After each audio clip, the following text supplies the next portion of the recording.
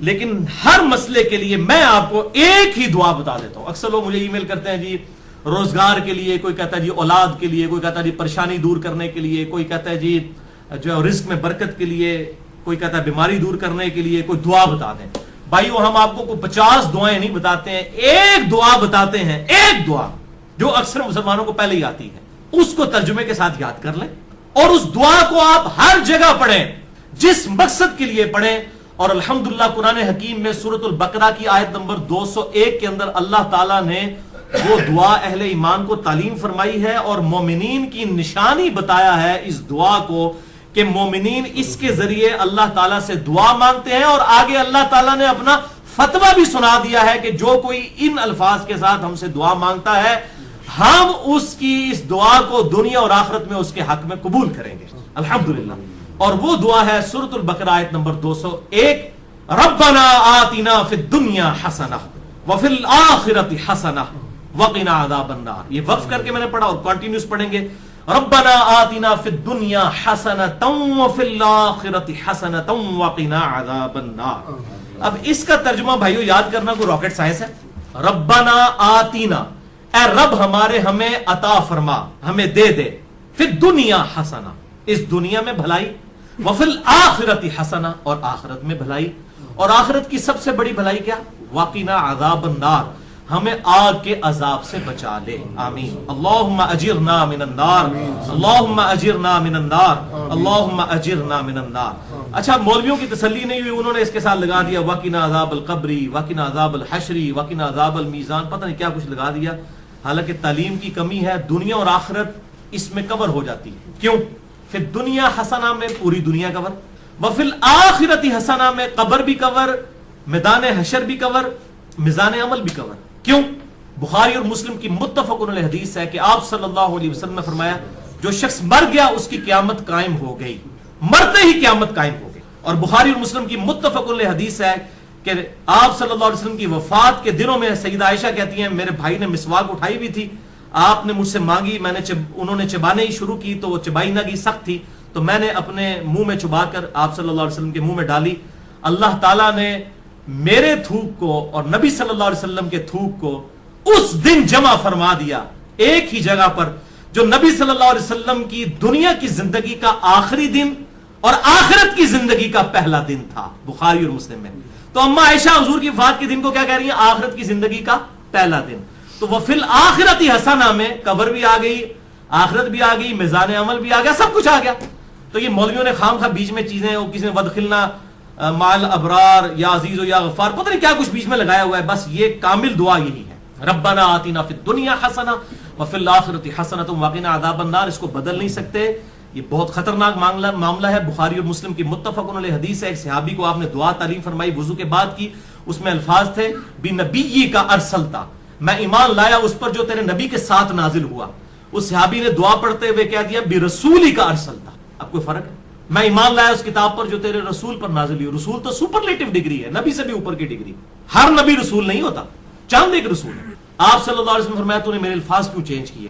وہی کہہ جو میں نے کہا تھا بنبی کا ارسل. اب اس نے کہا یا رسول اللہ میں نے کون سی گستاخی کر دی ہے، میں تو اچھے الفاظ استعمال کیے ہیں. عشق دے چلے نمبر لے گئے، عقل والے ہوتے ہیں انجے ہی عملہ گالیاں، کچھ نہیں انہوں نے کہا.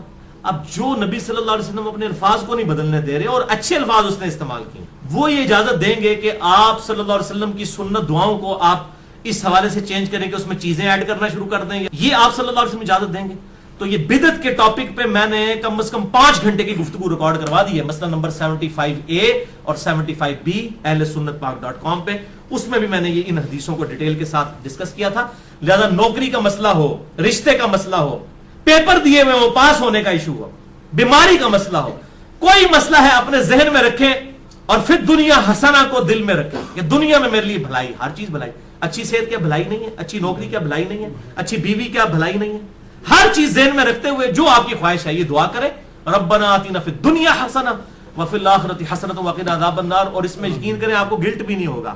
صرف آپ اللہ سے دنیا نہیں مانگ رہے ہوں گے، کیونکہ سورۃ البقرہ میں آتا ہے کہ جو دنیا دار لوگ ہیں نا، جو اللہ سے باغی لوگ ہیں، وہ کہتے ہیں اللہ ہمیں دنیا میں ہی عطا فرما دے. اور اللہ تعالیٰ پھر ساتھ فرماتا ہے سورۃ البقرہ آیت نمبر 201 کہ جو میرے نیک ایمان والے بندے ہیں وہ یہ نہیں کہتے اللہ ہمیں دنیا میں ہی دے دے، وہ کہتے ہیں ربنا آتنا فی الدنیا حسنہ وفی الآخرۃ حسنۃ وقنا عذاب النار۔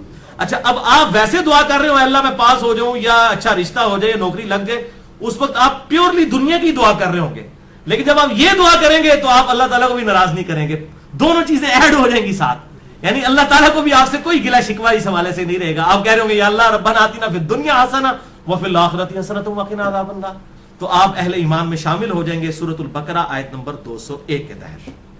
اسی کانٹیکسٹ میں 3 احادیث ہیں بڑی اہم الحمدللہ۔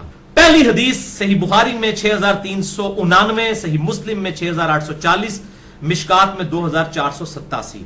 سیدنا انس ابن مالک رضی اللہ تعالیٰ عنہ جنہوں نے 10 سال تک آپ صلی اللہ علیہ وسلم کو وضو کروایا، آپ کی وفات کے بعد 82 سال تک زندہ رہے اور 93 ہجری کے اندر بصرہ میں فوت ہوئے، آخر میں فوت ہونے والے چند صحابہ میں سے ہیں انس ابن مالک، بہت قریبی صحابی آپ صلی اللہ علیہ وسلم۔ ان سے کسی تابعی نے آگے پوچھا کہ بتائیے کہ اللہ کے نبی صلی اللہ علیہ وسلم جب اللہ سے مانگا کرتے تھے تو کیا دعا مانگا کرتے تھے؟ تو پتہ انہوں نے کیا جواب دیا؟ انہوں نے کہا کہ اللہ کے نبی صلی اللہ علیہ وسلم جب کبھی بھی اپنے رب سے دعا مانگا کرتے یا کسی بھی چیز کا سوال کیا کرتے تو آپ کی اکثر دعا یہی ہوا کرتی تھی، اللہم ربنا آتنا فی الدنیا حسنہ وفی الآخرۃ حسنۃ وقنا عذاب النار۔ ہر معاملے میں کوئی سوال بھی کرتے تو اس دعا کے ساتھ۔ اور بھائی یہ دعا کا ترجمہ یاد کرنا کو مشکل ہے تو کیا ضرورت ہے اردو میں دعائیں کرنے کی؟ میرے بھائی ایک دعا یاد کر لیں، نبی صلی اللہ علیہ وسلم نے تعلیم فرمائی ہے، اللہم ربنا آتنا فی الدنیا حسنہ وفی الآخرۃ حسنۃ وقنا عذاب النار۔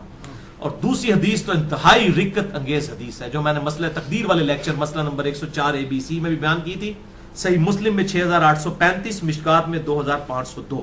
یہی انس ابن مالک کہتے ہیں جنہوں نے یہ دعا روایت کی، یہ کہتے ہیں کہ آپ صلی اللہ علیہ وسلم کے زمانے میں آپ کا ایک صحابی بیمار ہو گیا تو آپ اس کی عیادت کے لیے تشریف لے گئے۔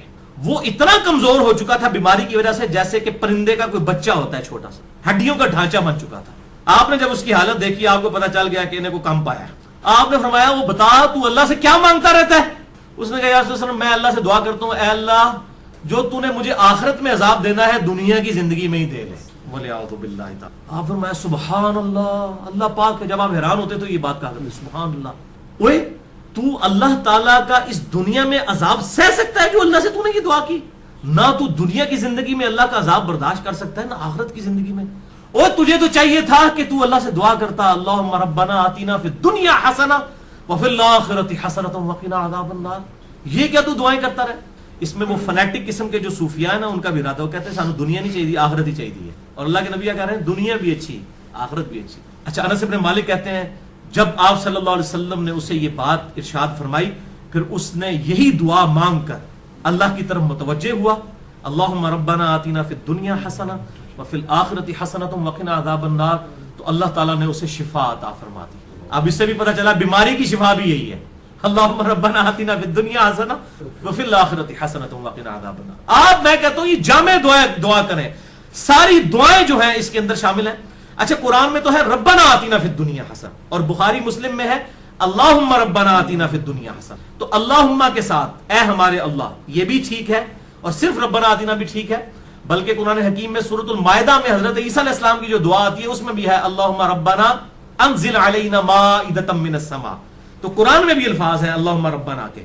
ویسے تو ہمارے لیے بخاری مسلم کے الفاظ ہی کافی تھے، لیکن میں پھر بھی کیڑا نکالنے کے لیے کوئی یہ نہ کہ جی قرآن میں تو صرف ربنا آیا آپ اللہم کیوں لگا رہے ہیں، تو اللہ تعالیٰ نے بھی یہ دعا حضرت عیسیٰ علیہ السلام کی نقل کی ہے اللہم ربنا آتنا فی الدنیا حسنہ، یہ پڑھنا بخاری مسلم سے ثابت ہوا، اور اللہم ربنا انزل علینا مائدۃ من السماء سورۃ المائدہ کے آخری رکوع میں حضرت عیسیٰ علیہ السلام کے کانٹیکسٹ میں یہ الحمدللہ اللہم ربنا کے ساتھ یہ آئی ہے۔ اور تیسری حدیث سنن ابی داؤد میں 1892، مشکات میں 2581، عبداللہ بن صائب کہتے ہیں کہ میں نے خود نبی صلی اللہ علیہ وسلم کو رکن یمانی اور حجر اسود کے درمیان وہ جو مستجاب دیوار ہے یہ دعا مانگتے ہوئے سنا ہے اللہم ربنا آتنا فی الدنیا حسنہ وفی الآخرۃ حسنۃ وقنا عذاب النار۔ اسے مستجاب دیوار کہتے ہیں، مستجاب کہتے ہیں دعا کی قبولیت کی جگہ۔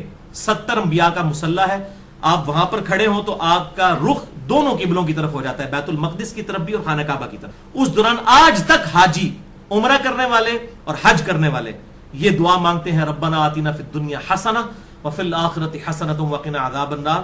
یہ بس اتنے ہی الفاظ ہیں، باقی جو ایڈ کیے لوگوں نے خود کیے، میں تو دعا کی قبولیت کی جو جگہ ہے خانہ کعبہ شریف، وہاں پر بھی آپ نے یہی دعا مانگی، ربنا آتنا فی الدنیا حسنہ وفی الآخرۃ حسنۃ وقنا عذاب النار۔ اسماء اعظم اور دعا کی قبولیت کے لیے کیا کیا طریقے ہیں، اس حوالے سے میرا مسئلہ نمبر 82 ڈیٹیل کے ساتھ ریکارڈ ہے۔ اور بھائیو، بخاری اور مسلم اور باقی احادیث کی روشنی میں کئی ایک مقامات ہیں جو دعا کی قبولیت کی جگہ ہیں۔ مثلا اذان اور اقامت کے درمیان جو وقفہ ہے جماعت کھڑے ہونے تک کا، یہ دعا کی قبولیت کا سبب ہے۔ ابو داؤد میں حدیث موجود ہے، آج میرا ٹاپک نہیں اس لیے میں سکپ کر رہا ہوں۔ اسی طریقے سے تیز بارش کے وقت دعا قبول ہوتی ہے، میدان جنگ میں، جنگ کے دوران عین، اس وقت دعا کی قبولیت کا وقت ہے۔ جمعے والے دن خطیب جب جو ہے وہ 2 خطبوں کے درمیان وقفہ کرتا ہے، اس دوران دل میں دعا مانگی جائے، وہ قبولیت کا وقت ہے۔ اور کئی ایک قبولیت کے وقت ہیں، لیکن ایک وقت ایسا ہے جو ہر وقت آپ کے پاس اویلیبل ہے۔ اسی کانٹیکسٹ میں آپ کو اگلی 5 حدیثیں میں بیان کرنے لگا ہوں، اور وہ ہے نماز میں دعا مانگنا، جس کے لیے آپ کو جمعے کے دن کے انتظار کی ضرورت نہیں ہے، کسی اور چیز کی ضرورت نہیں، جب بھی آپ نماز پڑھیں۔ یہ 5 حدیثیں اسی پہ ہماری گفتگو کنکلوڈ ہوگی۔ پہلی حدیث صحیح بخاری میں 6230، صحیح مسلم میں 897، مشکات میں 909، کہ آپ صلی اللہ علیہ وسلم نے صحابہ اکرام علیہم رضوان کو تشہد تعلیم فرمایا، التحیات للہ والصلوات والطیبات عبدہ ورسولہ تک، اور اس کے بعد آپ صلی اللہ علیہ وسلم نے فرمایا جب یہ تشہد پڑھ چکو، اس کے بعد جو من پسند دعا ہو وہ تم اپنے رب سے مانگ سکتے ہو، جو بھی من پسند، یعنی جو بھی دعا مانگنی ہے آپ کتاب و سنت میں اگر کوئی دعا آئی ہے وہ بھی مانگ سکتے ہیں، اس کے علاوہ بھی کوئی مانگ سکتے ہیں، لیکن مانگیں گے عربی میں۔ عربی سمبل آف یونٹی ہے مسلمانوں کا۔ اور ویسے ایک دعا ہی اللہم ربنا آتنا فی الدنیا حسنہ وفی الآخرۃ حسنۃ وقنا عذاب النار، یہی کافی ہے۔ بل اس حدیث میں عدم ذکر ہے درود ابراہیمی کا، وہ اگلی حدیثوں میں موجود ہے۔ صحیح مسلم میں 1739، مشکات میں 1257 میں ہے کہ ام عائشہ کہتی ہیں کہ نبی صلی اللہ علیہ وسلم جب تشہد بیٹھتے اللہ کی حمد بیان کرتے، اس کے بعد دعائیں کرتے۔ اور یہی حدیث سنن نسائی میں 1720 اور 1721 ہے کہ آپ صلی اللہ علیہ وسلم اللہ کی حمد بیان کرتے، اس کے بعد نبی صلی اللہ علیہ وسلم پر درود پڑھتے، اور اس کے بعد اپنے رب سے دعائیں مانگا کرتے۔ اور یہی ترتیب ہے جو جامع ترمذی میں انٹرنیشنل نمبر کے مطابق 593 نمبر حدیث ہے کہ ایک صحابی تھے، انہوں نے بڑی تیزی سے نماز پڑھی اور اس کے بعد جو ہے وہ بڑی جلدی جلدی دعا مانگنا شروع کی۔ آپ صلی اللہ علیہ وسلم نے انہیں بلا کر نماز کا طریقہ سکھایا، اور دعا مانگنے کا خصوصاً طریقہ اس میں موجود ہے کہ سکھایا، اور آپ صلی اللہ علیہ وسلم نے فرمایا کہ دعا میں جلدی نہ کرو، پہلے اللہ کی حمد بیان کرو، اس کے بعد درود شریف پڑھو، پھر دعا مانگا کرو۔ اتنے میں ایک اور شخص آیا جس نے اللہ کی حمد بیان کی، درود شریف پڑھا، پھر دعا مانگی، تو آپ نے 2 دفعہ فرمایا سل تعطا، سل تعطا، مانگ تجھے دیا جائے گا، مانگ تجھے دیا جائے گا۔ یعنی درود شریف اور اللہ کی حمد، یہ پروٹوکول ہے دعا کی قبولیت کا۔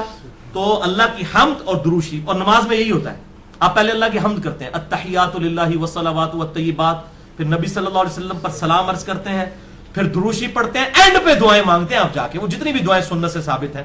اللہم انی اعوذ بک من عذاب جہنم ومن عذاب القبر ومن فتنة المحیا والممات ومن شر فتنة المسیح الدجال، جو بخاری مسلم میں آتی ہے۔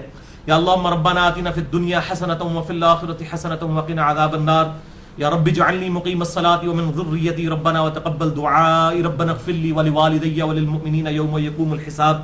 یہ صحیح بخاری میں آتا ہے، حضرت ابوبکر صدیق کو آپ نے خصوصاً دعا سکھائی تھی، اللہم انی ظلمت نفسی ظلما کثیرا ولا یغفر الذنوب الا انت فاغفر لی مغفرۃ من عندک وارحمنی انک انت الغفور الرحیم۔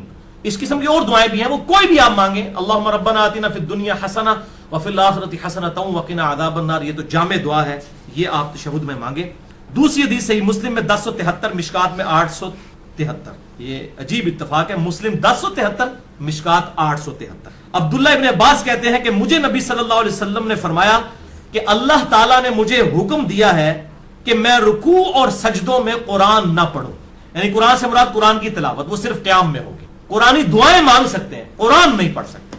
اور رہا رکوع تو اس میں اپنے رب کی عظمت بیان کرو، جو صحیح مسلم میں آتا ہے کہ آپ صلی اللہ علیہ وسلم سبحان ربی العظیم پڑھتے تھے، اور جامع ترمذی میں ہے کہ آپ صلی اللہ علیہ وسلم حکم دیتے تھے کہ رکوع میں سبحان ربی العظیم پڑھو اور سجدے میں سبحان ربی الاعلیٰ۔ مسلم میں تو اتنے الفاظ ہیں کہ رکوع میں سبحان ربی العظیم اور سبحان ربی الاعلیٰ سجدے میں پڑھتے تھے، اور ترمذی میں ہے کہ آپ حکم دیتے تھے۔ یہ تسبیحات جو ہیں یہ حکمیہ ہیں، سبحان ربی العظیم رکوع میں، سبحان ربی الاعلیٰ سجدے میں، اس کے علاوہ جو ہے وہ آپ پڑھ سکتے ہیں، لیکن حکمی یہی ہے۔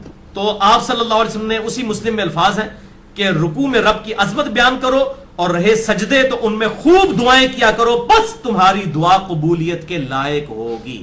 یعنی سجدے میں دعا قبول ہوتی ہے جو کی جائے، لہذا سجدے میں بھی الحمدللہ میرا بھی طریقہ ہے، میں سجدے میں یہ دعا مانگتا ہوں، ربنا آتینا فی الدنیا حسنہ وفی الآخرۃ حسنۃ وقنا عذاب النار. یہ کوئی بھی قرآنی دعا مانگ سکتے. تیسری حدیث صحیح مسلم میں 1083، مشکات میں 894، بڑی کریٹیکل حدیث ہے. ابو ہریرہ رضی اللہ تعالیٰ عنہ کہتے ہیں کہ نبی صلی اللہ علیہ وسلم نے فرمایا کہ بندہ جب سجدے کی حالت میں ہوتا ہے تو اپنے رب سے سب سے زیادہ قریب ہوتا ہے، کیونکہ عاجزی کے عالم میں ہوتا ہے نا. سب سے زیادہ قریب کب ہوتا ہے؟ سجدے کے عالم میں. پس اس وقت خوب دعائیں مانگا کرو. صحیح مسلم 1083، مشکات 894. یعنی سجدے میں خوب دعائیں مانگو، یہ قبولیت کا مقام ہے. پچھلی حدیث میں ہم نے سنا پس تمہاری دعا قبول ہوگی، یہاں پر آیا کہ رب کے قریب ہوتے ہو. اور وہ ہے ٹروتھ ریویلنگ حدیث چوتھی صحیح مسلم میں 244، مشکات میں 895، کہ آپ صلی اللہ علیہ وسلم فرمایا کہ جب آدمی آیت سجدہ سن کر سجدہ کرتا ہے، جیسے ہم سجدہ تلاوت کرتے ہیں، اس پہ میرا الگ سے لیکچر ہے، مسئلہ نمبر 119، سجدہ تلاوت کے صحیح احکام و مسائل. یا جب بھی کوئی سجدہ کرتا ہے تو اس وقت شیطان جو ہے وہ چیخیں مارتا ہوا الگ ہو جاتا ہے اور کہتا ہے ہائے افسوس، مجھے اللہ نے سجدے کا حکم دیا اور میں نے اللہ کا حکم نہ مانا اور دوزخ میرا مقدر ہوگی والعیاذ باللہ تعالی. اور ابن آدم کو سجدے کا حکم ہوا، اس نے اللہ کا حکم مان لیا، جنت اس کا مقدر ہوگی. میں نے اللہ کا حکم نہیں مانا، دوزخ میرا مقدر ہوگی والعیاذ باللہ تعالی. اللہم اجرنا من النار، اللہم اجرنا من النار، اللہم اجرنا من النار. پانچویں اور آخری حدیث آج کی صحیح بخاری میں 817، صحیح مسلم میں 1085 اور مشکات میں 871. اما عائشہ رضی اللہ تعالیٰ عنہ کا بیان ہے کہ نبی صلی اللہ علیہ وسلم اپنے رکوع اور سجود میں بڑی کثرت کے ساتھ یہ دعا پڑھا کرتے تھے، سبحانک اللہم ربنا وبحمدک اللہم اغفر لی. اور آپ صلی اللہ علیہ وسلم قرآن کے حکم پر عمل کیا کرتے تھے.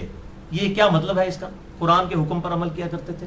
سورۃ النصر سورت نمبر ہے 110، اس میں یہ آپ صلی اللہ علیہ وسلم کو حکم نازل ہوا. یہ آپ کی وفات کی خبر تھی، بخاری اور مسلم میں آتا ہے اذا جاء نصر اللہ والفتح ورأيت الناس يدخلون في دين الله افواجا فسبح بحمد ربك واستغفر انه كان توابا. یعنی آپ صلی اللہ علیہ وسلم نے اس دین کو غالب کر دیا ہے، اب آپ یکسو ہو کر اپنے رب سے استغفار کیجئے اور اللہ کی حمد بیان کیجئے. جب یہ صورت نازل ہوئی تو بخاری اور مسلم کے میں نے نمبر بتائے.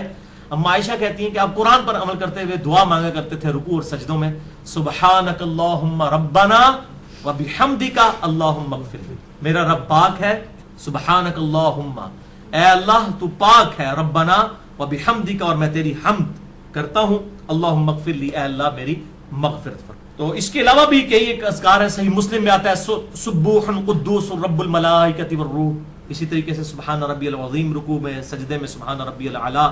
جتنی بھی دعائیں ہیں وہ اب آخر میں وہ حدیث دوبارہ یاد کریں کہ آپ صلی اللہ علیہ وسلم جب بھی اللہ سے سوال کرتے یا آپ صلی اللہ علیہ وسلم نے دعا مانگنی ہوتی تو آپ کے اکثر الفاظ یہی ہوا کرتے تھے جو سورۃ البقرہ آیت نمبر 201، صحیح بخاری 6399، صحیح مسلم 6840، مشکات میں 2487، کہ آپ صلی اللہ علیہ وسلم اللہ کے حضور دعا کیا کرتے تھے اللہم ربنا آتنا فی الدنیا حسنہ وفی الآخرۃ حسنۃ وقنا عذاب النار. اللہ تعالیٰ سے دعا ہے جو حق بات میں نے کہی اللہ تعالیٰ ہمارے دلوں میں راسخ فرمائے. اگر جذبات میں میرے منہ سے کوئی غلط بات نکل گئی تو اللہ تعالیٰ ہمارے دلوں سے محف کر دے. ہمیں کتاب و سنت کی تعلیمات پر عمل کر کے دوسرے بھائیوں تک پہنچانے کی توفیق عطا فرمائے. سبحانک اللہم وبحمدک اشہد ان لا الہ الا انت استغفرک واتوب الیک وما علینا الا البلاغ. باقی یہ جو بات ہے نا صحابہ کی اولادیں، ایک بات تو اس میں ٹھیک تھی، عمر ابن سعد تو واقعی سعد ابن ابی وقاص کا بیٹا تھا، لیکن جو سنان بن انس ہے نا جس نے حضرت حسین علیہ السلام کو آخر میں وار کر کے شہید کیا، ان کا سر کاٹا تھا، وہ حضرت انس ابن مالک کا بیٹا نہیں ہے. اس کا ویسے نام ہے سنان بن انس نخعی، یہ تو قبیلہ ہی اور ہے. البتہ یہ ضرور ہے کہ جب صحیح بخاری میں 3748 نمبر حدیث ہے جس میں امام بخاری نے حسین کے ساتھ علیہ السلام لکھا ہے، جو دارالاسلام والوں نے عربی والے سے نکال دیا ہے، لیکن اسلام 360 میں، سعودی عرب کی کتابوں میں، دارالکتب العلمیہ کی کتابوں میں، سعودیہ کا جو مکتبۃ شاملہ ہے اس میں بھی علیہ السلام موجود ہے، لیکن سارا نہیں نکالا. بخاری میں جہاں حضرت فاطمہ کے ساتھ علیہ السلام لکھا ہوا ہے وہ ابھی بھی دارالاسلام والوں کا موجود ہے، نکالا نہیں ہے. 3748 نمبر حدیث ہے صحیح بخاری میں کہ جب حسین ابن علی کا سر کاٹ کر عبید اللہ ابن زیاد گورنر یزید جو کوفہ میں اس کا گورنر تھا اس کے سامنے لا کے تشت پہ پیش کیا گیا، والعیاذ باللہ تعالی، اللہ کی لعنت ہو ان پر. فرشتوں کی لعنت، تمام لعنت کرنے والوں کی لعنت جنہوں نے حسین ابن علی کو اس طریقے سے شہید کیا، آمین۔ تو وہ چھڑی مار کے ان کے حسن کے بارے میں کوئی کلام کرنے لگا، یہ بخاری میں بھی ہے اور ترمذی میں بھی ہے۔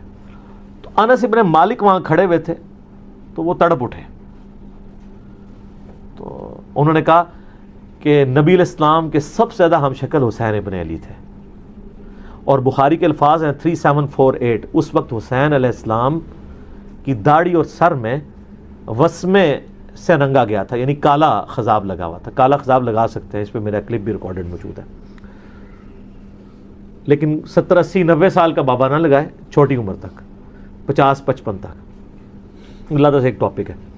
بہرحال اس میں بھی موجود ہے کہ وہ انس ابن مالک وہاں کھڑے تھے، اس کے سے لوگ سمجھتے ہیں شاید سنان بن انس ان کا بیٹا ہوگا، اور انس ابن مالک نے ساتھ ہو کے کام کرایا، ساتھ ہو کے کرایا ہوتا تو وہ عبید اللہ کو ڈانٹتے تو نا کہ تو کیا کر رہا ہے، چھڑی مار رہا ہے۔ باقی لڑ تو سکتے نہیں تھے۔ انس ابن مالک کی اس وقت عمر 100+ تھی، یا 100+ تو نہیں ہوگی، آلموسٹ آپ سمجھ لیں 60+ تھی، کیونکہ 93 ہجری میں فوت ہوئے ہیں، 110 سال کی عمر میں 70 کے ہوں گے آلموسٹ اس وقت۔ تو بیچارے دل میں ہی اس کو برائی کو برا سمجھ سکتے تھے، جتنا وہ کر سکتے تھے وہ کر دیا، ادروائز تو وہ مروا دیتے تھے۔ تو سنان بن انس انس بن مالک کا بیٹا نہیں ہے۔ رہا عمر ابن سعد جو 22,000 کا لشکر لے کے کربلا میں آیا تھا حسین ابن علی کے مقابلے پہ، وہ سعد ابن ابی وقاص کا بیٹا تھا۔ اور آپ دیکھیں عجیب بدقسمتی اس شخص کی کہ سعد ابن ابی وقاص نے ہی وہ پرشین امپائر گرائی ہوئی ہے، عراق، ایران، یہ کوفہ، یہ سارا حضرت سعد نے فتح کیا ہوا ہے، عشرہ مبشرہ میں سے ہیں۔ اور مولا علی کا قول ہے بخاری اور مسلم دونوں میں کہ میں نے اپنے کانوں سے صرف ایک شخص کے بارے میں رسول اللہ سے سنا ہے کہ میرے باپ اس پہ قربان، اور وہ سعد ابن ابی وقاص ہے۔ ان کا نام ہے سعد ابن مالک، ابی وقاص ان کے باپ مالک کی کنیت تھی، یہ دونوں نام ایک ہی صحابی کے، سعد ابن ابی وقاص۔ مولا علی جن کے بارے میں کہہ رہے ہیں کہ ان پہ نبی علیہ السلام نے اپنے ماں باپ جمع کیے ہوئے ہیں، اور نبی علیہ السلام کے رشتے میں ماموں لگتے تھے، 10 جنتی خوش نصیب صحابہ میں سے ہیں، اور بدری اصحاب میں سب سے آخر میں یہ فوت ہوئے ہیں حضرت معاویہ رضی اللہ تعالیٰ کے دور میں 56 ہجری میں۔ ان کے بعد کوئی بدری صحابی دنیا میں نہیں رہا تھا، بدری صحابی ایک بہت بڑا ٹائٹل تھا، یہ سب سے آخر میں فوت ہوئے۔ پوری زندگی حضرت معاویہ سے ان کا اختلاف رہا تھا اس مسئلے میں جو حضرت علی کے ساتھ ان کے معاملات تھے، سب و شتم والے۔ یہ بندہ ہمیشہ ڈٹا رہتا تھا، میرے پچھلے دنوں کلپ بھی آیا نا اس حوالے سے، کیا صحابہ کو گالی دینے والا کافر ہو جاتا ہے، اس میں میں نے ان کے حوالے سے حدیثیں صحیح مسلم سے بیان کی ہیں۔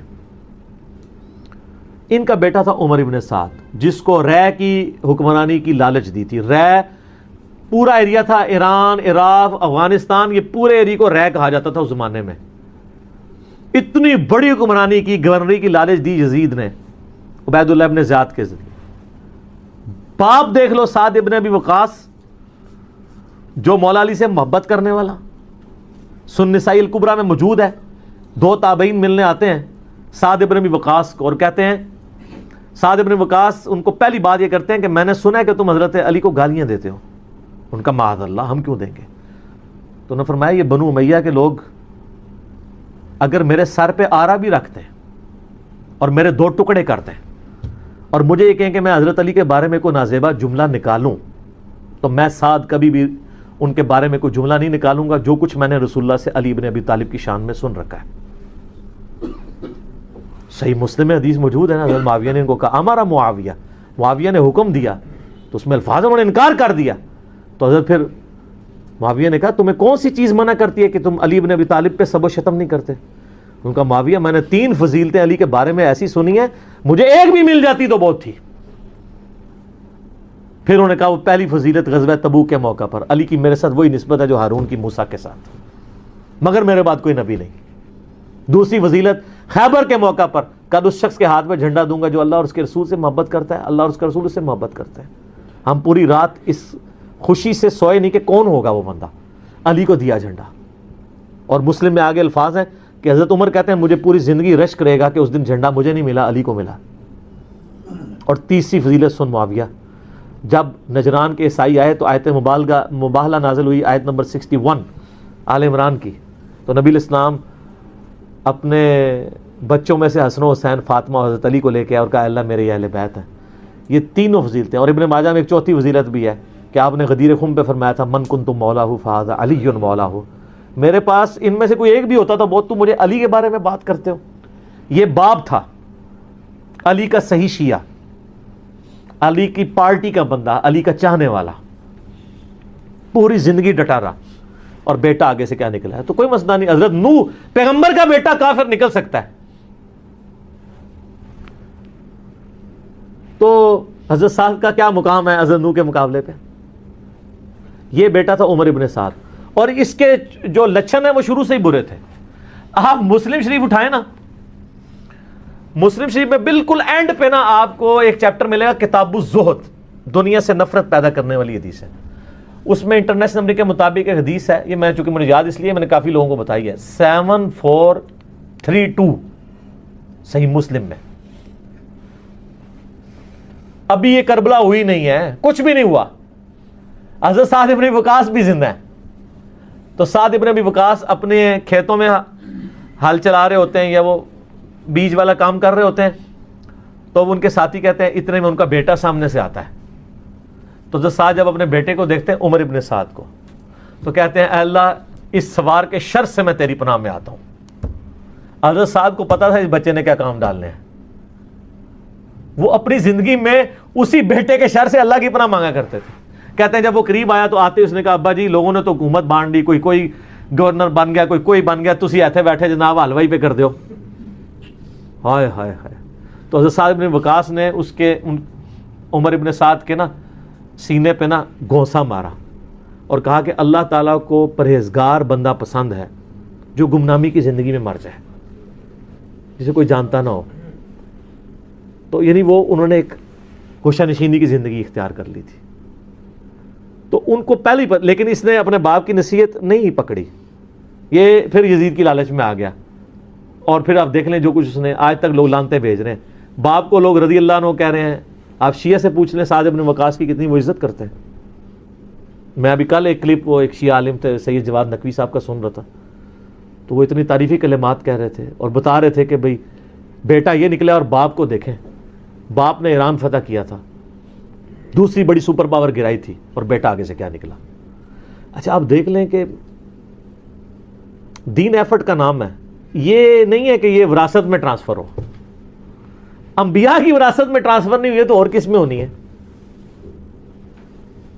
تو اس لیے ہم قطعاً نہیں کرتے، اور اہل سنت کے ہاں کوئی بھی نہیں ہے.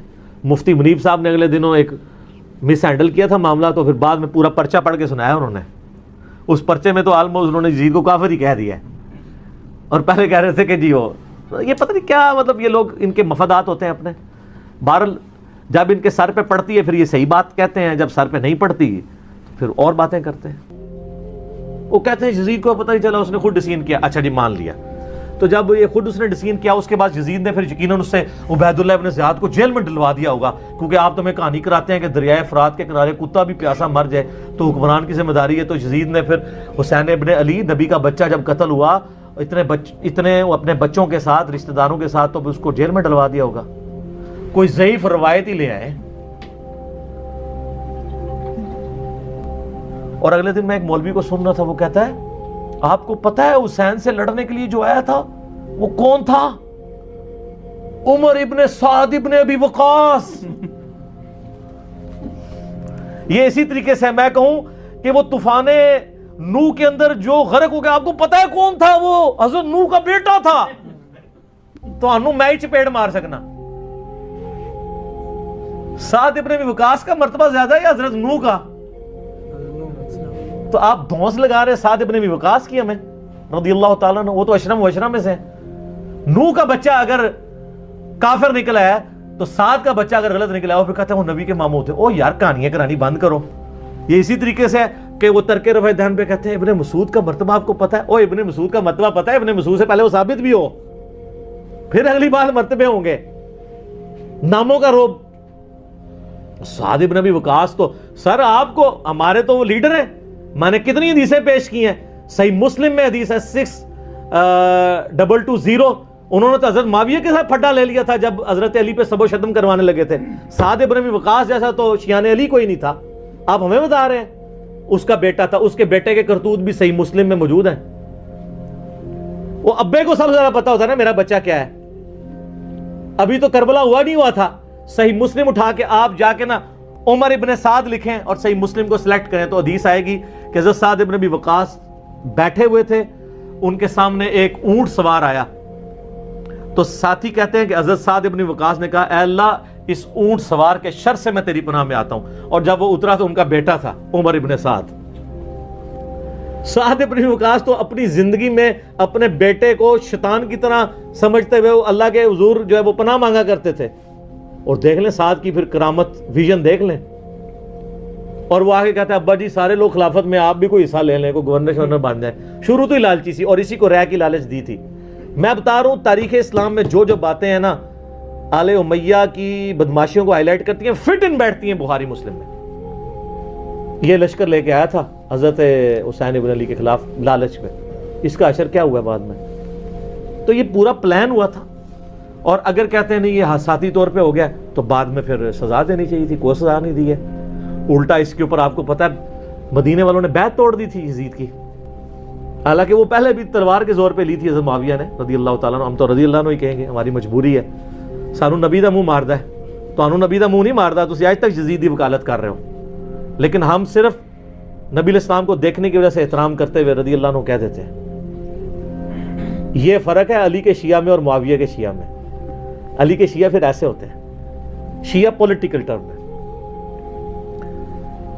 تو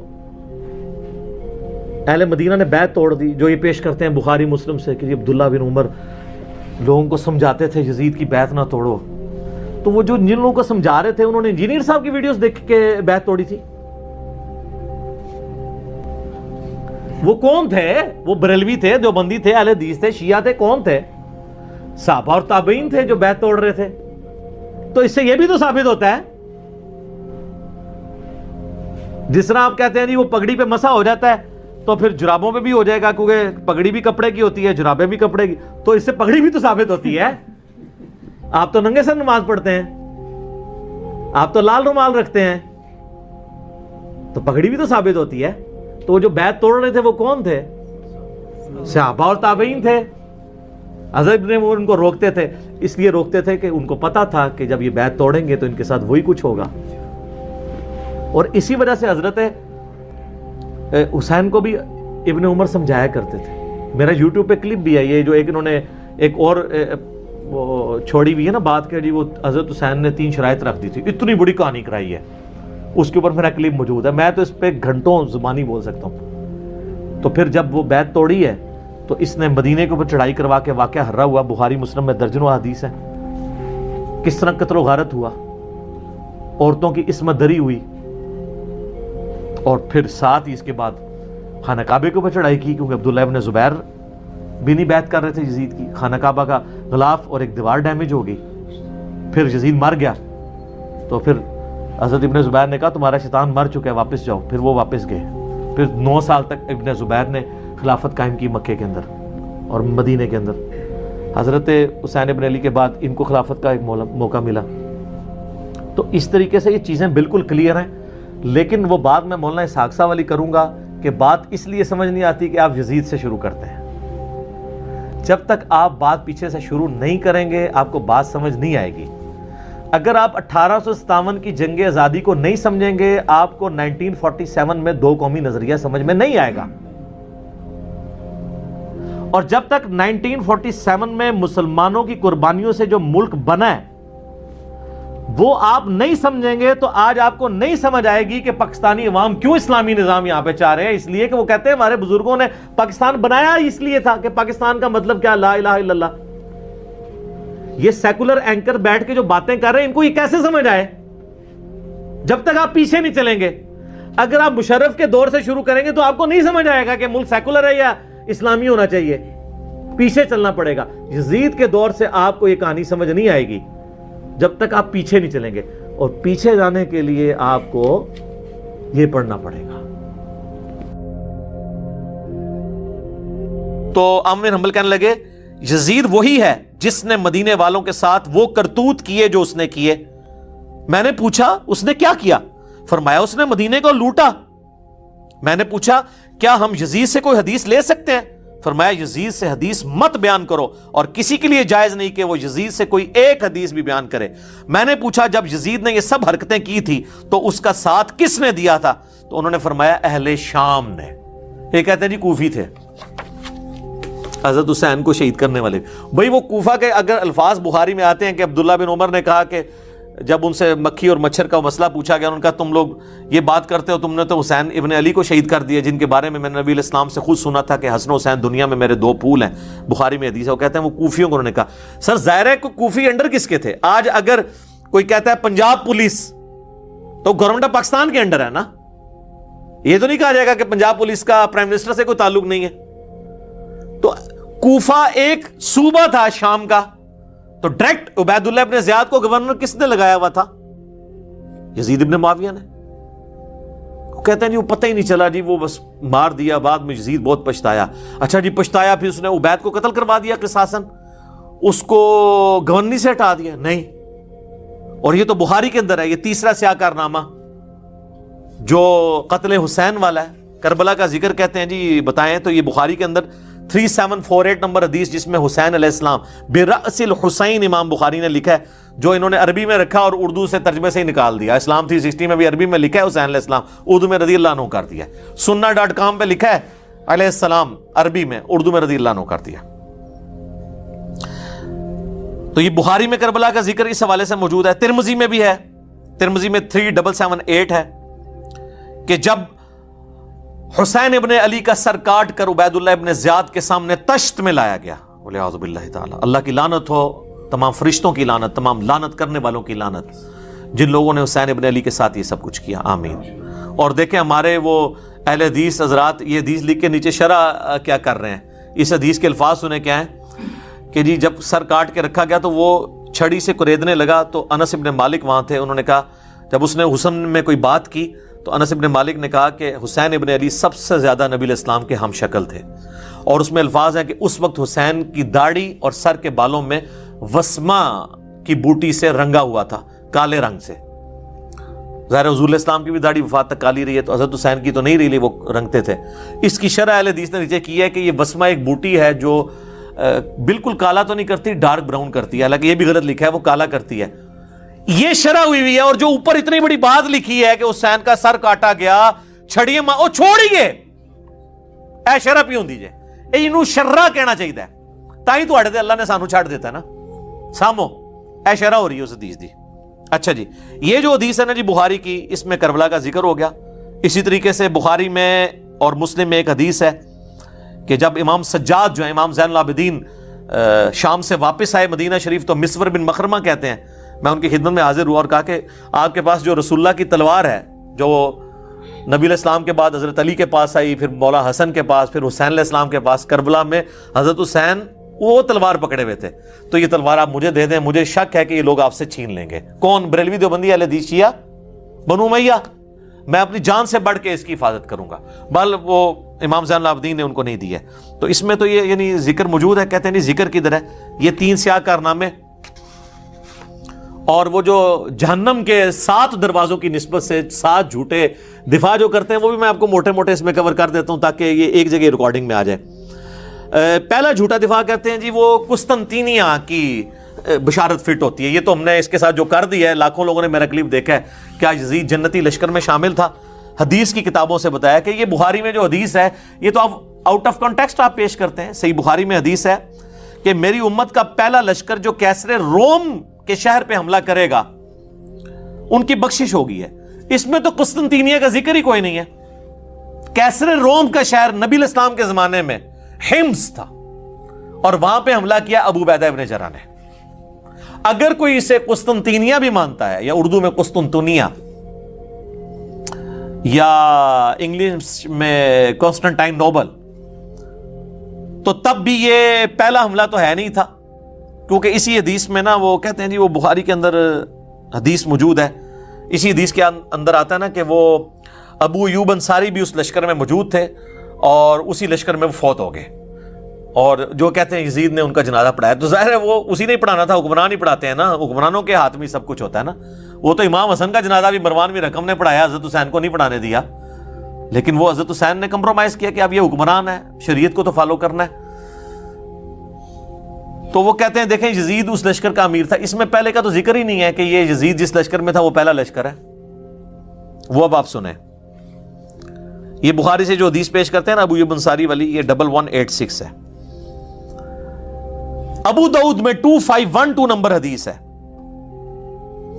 ابو عمران تابی کہتے ہیں جب ہم قسطنطینیہ پہ حملے کے لیے پہنچے تو اس وقت ہمارے لشکر کے امیر عبد الرحمن بن خالد بن ولید تھے. تو یہ یزید سے الگ کوئی اور لشکر ہے. اور اس میں سیدنا ابو ایوب انصاری نے ہمیں ایک آیت کی تفسیر سمجھائی, اور پھر وہ اللہ کی راہ میں مسلسل جہاد کرتے رہے حتیٰ کہ آخر میں قسطنطینیہ میں دفن ہوئے. تو قسطنطینیہ پہ جو پہلا حملہ ہوا, اگر یہ 2 حملے بھی مانے جائیں, ویسے اس سے بھی پہلے ایک حملہ ہوا ہے, پھر بھی اگر یہ حملہ بھی پہلے مانا جائے تو حضرت خالد بن ولید کے بیٹے نے حملہ کیا ہے, کیونکہ اس میں ابو ایوب انصاری زندہ ہیں. اور بخاری میں جس حملے کا ذکر ہے جس میں یزید ابن معاویہ تھا, اس میں ابو ایوب انصاری 54 ہجری میں فوت ہوئے ہیں, وہ آخری حملہ تھا. ویسے اس کے بعد بھی حملے ہوئے ہیں, وہ تو پھر ہوتے رہے ہیں, حتیٰ کہ جا کے یہ سلطان محمد فاتح نے آ کے فتح کیا ہے, جو آپ ارطغرل دیکھ رہے ہیں آج کل. یہ 7واں سلطان ہے, اسی کی ارطغرل کی اولاد میں سے. یہ تو جا کے پھر 8ویں 9ویں صدی ہجری کے اندر آ کے فتح ہوا ہے. تو بہرحال بشارت حملہ کرنے والے کے لیے تھی. تو یہ تو فارغ ہوا ان کا دفاع. دوسرا کہتے ہیں جی یزید جی تابعی ہے. اس پہ میں وہ الیاس گمن صاحب والا جواب دوں گا, انہوں نے بڑا پیارا جواب دیا. انہوں نے کہا تابعی کہتے ہیں اتباع کرنے والے کو, صحابی صرف صحبت سے ہو جاتا ہے, لیکن تابعی کسی صحابی کی صحبت سے نہیں ہوتا جب تک وہ صحابہ کا پیروکار نہ ہو. تو انہوں نے کہا کہ یزید ابن معاویہ تو تابعی ہے ہی نہیں ہے, کیونکہ انہوں نے اتباع تو صحابہ کی نہیں ہے. ایسے بہت پیارا جواب دیا ہے, زبردست. انہوں نے کہا تابعی تو ہوتا ہے اتباع کرنے والا, اس کے تو سارے کرتوت ہی برے ہیں. اچھا, تو اگر یہ تابعی ہے تو پھر سر حجاج ابن یوسف صحابہ کا قاتل, وہ بھی تابعی ہوا پھر. اور خوارج کلمہ گو اہل قبلہ تو تھے, وہ بھی سارے تابعین ہوئے. یہ سب فراڈ ہے. اس طریقے سے نہیں ہوتا کہ آپ چیزیں بنانا شروع کر دیں. اور اسی میں وہ حدیث بھی لیتے ہیں ترمذی سے کہ نبی علیہ السلام فرمایا جس نے مجھے دیکھا اسے آگ نہیں چھوئے گی, جس نے اس کو دیکھا اسے آگ نہیں چھوئے گی, جس نے اس کو دیکھا. وہ کہتے ہیں دیکھیں صحابہ تابعین تبع تابعین تک یہ چیز جاتی ہے تو سارے بخشے ہوئے. تو سر جتنے بڑے بڑے کذاب قسم کے احادیث میں راوی ہیں نا, زیادہ تر وہ قانوناً تابعین کے اندر موجود ہیں. خوارج بھی اس کے اندر آ جائیں گے تو ساروں کو بشارت ہوگی. پھر وہ کہیں گے نہیں نہیں. اب حجاج ابن یوسف کا تو دفاع کر نہیں سکتے, کہ مسلم شریف میں حدیث ہے کہ بنو ثقیف کے اندر ایک ظالم اور ایک کذاب پیدا ہوگا, اور اسما بنت ابی بکر کہتی ہیں کہ ظالم حجاج تو ہے. تو جب حجاج کو اسما بنت ابی بکر کہہ رہی ہیں تو ان کو آگے سے حجاج کو کہنا چاہیے تھا نہیں میں تو تابعی ہوں, میرے پہ تو آگ حرام ہے. اسما یہ آپ کیا باتیں کر رہی ہیں, آپ دیکھیں آپ صحابی ہیں, میں نے آپ کو دیکھ لیا, میں ابھی تابعی ہو گئی ہوں, آگ ختم ہو گئی. او ایڈی گل حجاج نو بھی سمجھ سی جیڑی نازبی نو نہیں سمجھ, کہ ایویں نہیں کوئی ہو جاتا تابعی تے ویکھ لیا. اچھا جی, تیسرا وہ کہتے ہیں جی حضرت علی کا جو بیٹا ہے محمد بن حنفیہ, جو حنفیہ نامی ایک عورت جس سے شادی کی تھی حضرت علی نے سیدہ فاطمہ کی وفات کے بعد, ان سے پیدا, وہ کہتے ہیں وہ تو بڑی تعریف کرتا تھا یزید ابن معاویہ کی. اچھا جی, کدھر لکھا ہے کس حدیث میں؟ نہیں ان کی باتیں حدیثوں میں, وہ کہتے ہیں وہ ابن کثیر میں, جسے عربی میں البدایہ والنہایہ کہتے ہیں, اس میں موجود ہے. ہاں جی دکھائیں, دکھا نہیں آپ کو سکتے, وہ اس قابل ہی نہیں دکھائیں, کیونکہ اس میں محمد بن حنفیہ کے پاس عبداللہ بن مطیع صحابی آتے ہیں. محمد بن حنفیہ تابعی ہے, عبداللہ ابن مطیع صحابی وہ ہے جسے گھٹی حضور نے خود دی ہوئی ہے, جونیئر صحابہ میں سے صلی اللہ علیہ وآلہ وسلم رضی اللہ تعالیٰ عنہ.